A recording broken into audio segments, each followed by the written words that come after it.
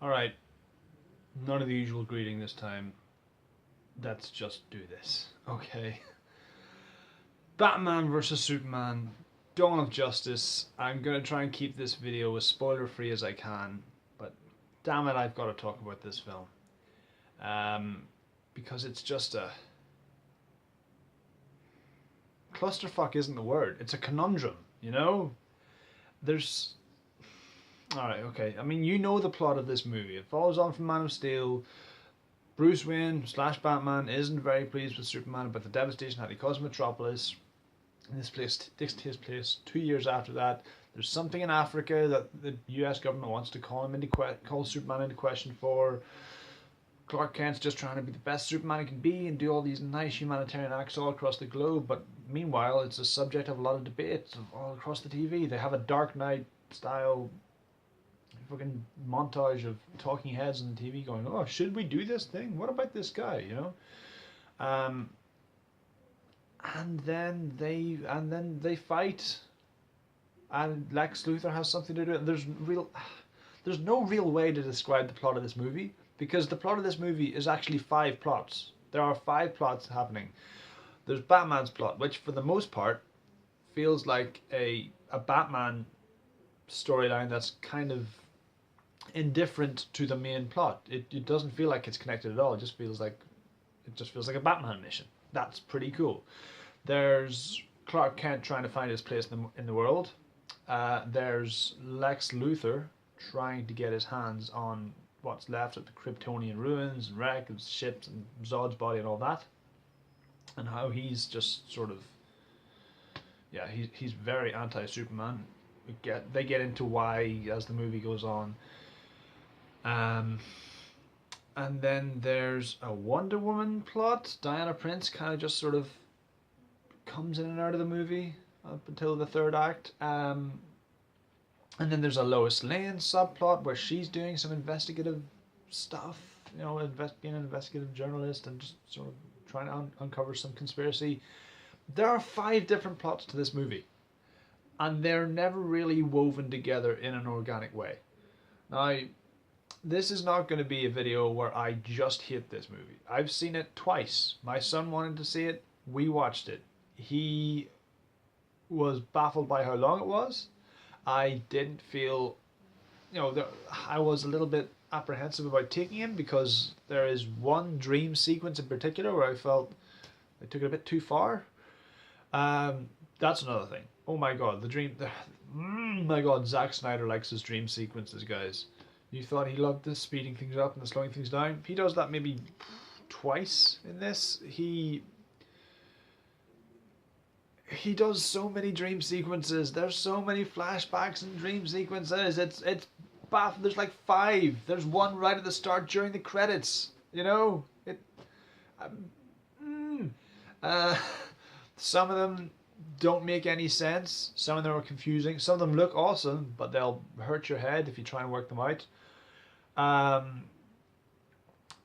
It's visually, it's spectacular. It looks great. It's so grand, and it paints it. There's some really great images that you just like. I would gladly have that as a desktop. There are so many pictures of Ben Affleck's Batman, either in the Dark Knight Returns suit or just as Batman, that look fantastic. Wonder Woman, when she shows up, looks the part. In fact, you'll hear a lot of people saying Wonder Woman steals it. I'm going to let you make your own mind up about that. To me, yeah, she kind of does steal it, but also it's the only part of the movie where we feel like we're having fun. This is a great movie, and we're watching it, and we're fans, and we're enjoying it, but the fun doesn't come in until maybe Wonder Woman comes in. And that's not to say she starts joking around, but you get excited, all of a sudden. You get a little nerdgasm, right? And maybe there are, okay, maybe that's not, maybe not being giving this movie justice. There are one or two scenes where you do that. You've heard of the nightmare sequence where Batman's in the desert with a coat on and he's fighting guys, and yeah, that's a pretty cool scene. I mean, you kind of want to watch that movie. But we get a glimpse of that, and we still don't know how it fits with with all of the rest of the movie. Uh, it's it's a hard movie to describe. Again, visually outstanding. The canvas that they have to paint with looks great. Some of the CGI comes and goes. There's the Doomsday Cave Troll. He is just there, and yeah, he never really goes full Doomsday. Minor spoilers. I may do a spoiler video. I'm gonna have to do a spoiler video because there's so much. We thought they revealed all of the plot in the trailers. They revealed maybe like 3/4, not all of it. But god damn, man, there's no grace to this movie. There's no through plot. It's a weird film. Like, Ben Affleck's Batman's great. Henry Cavill, I still like him. Gal Gadot has great chemistry as Wonder Woman. You know, she's great. Jesse Eisenberg's Lex Luthor is going to be divisive. He warmed to me, but he's not Lex Luthor. He's kind of a bizarre, mad scientist, awkward Lex Luthor. He's not the Lex Luthor we want. We want Clancy Brown's Lex Luthor from the animated series. That's what we want. We didn't get that. But now we have to deal with it. So, I mean, it's a bizarre movie. Again, I keep saying this, but it's true. It looks great.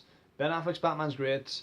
There are some strong points to this. The action, the choreography of the fight scenes, they can be great, but it's some scenes just don't fit together. There's pacing all over the shot. Some scenes are odd. The Justice League cameos that we've heard so much about, they're in there, but they're going to make you groan when you see them. It's such a lazy conceit. The movie's been overhyped for 3 years. Like, okay, you know, they announced it in 2013. They pushed it back a year. We've been talking about this forever. We've got the movie, and now we've seen the movie. So there's that. It's made all of the money, so they're doing something right. But god damn, man, I this movie is something. It is a sight to behold. You know, I would encourage people to watch it. That's not to say it's a train wreck. You know, there are going to be parts of this movie that you like. If you're a Batman fan, you're going to like this movie. This is Batman being Batman. This is absolutely Batman's movie with Superman in it sometimes. If you're a Superman fan, well, there are 1 or 2 Superman moments. And there's more than one reference to a classic Superman story that I won't spoil here. But, you know, there he is. This isn't the Man of Steel sequel anymore. It's the Justice League trailer starring Batman. Those are really all everything I can talk about, minus spoilers. So that's where I'm going to call this video at an end. But if you like this vid, I will do a spoiler video ASAP. But if you still haven't seen Man of Steel, if you still haven't seen Man of Steel, do watch that. I still rate that movie quite highly over this one, certainly. But if you haven't watched this one, if you haven't watched Batman v Superman: Dawn of Justice, go see it, just so you can know what people are talking about whenever you ask them, what was it like? And they're like, you know, there's a lot to like in this movie, but it's a weird and confusing movie. So I'm going to leave it there. If you like this vid, please click like, subscribe, view, share, all the usual jazz. I'll see you later.